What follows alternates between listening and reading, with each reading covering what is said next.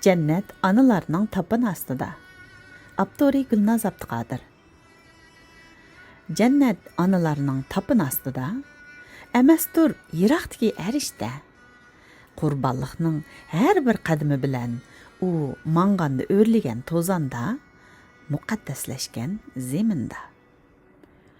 Ko'tirib atig'ili bo'lmaydigan suygining, o'lchigili bo'lmaydigan azobini, qilinmagan duolarning eg'irini, qoldirib g'amguzarda oyoq izi, unsiz mehnat, besilgan yo'li.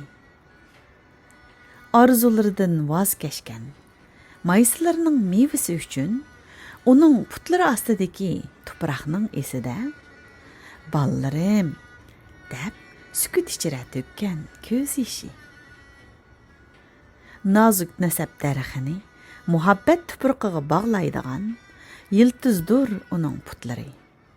Ajrdan unib chiqar mehr mevalari, o'rtaqlik soyisi, iymon gullari. Emastur jannat uncha yiroqda.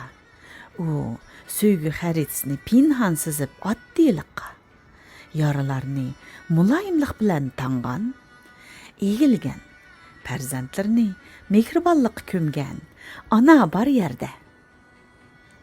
Ona qadamlari oqsab qolsimi, yillar iznasi uni ostiltib qo'ysimi, zemin bilan ilohiylik o'ttirsidagi ko'rik bo'lib, tavarruk qoladi ona simasi.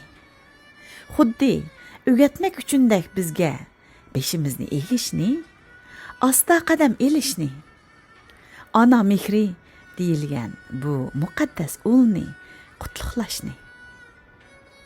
Mikrofon oldida Ravshan Hamid.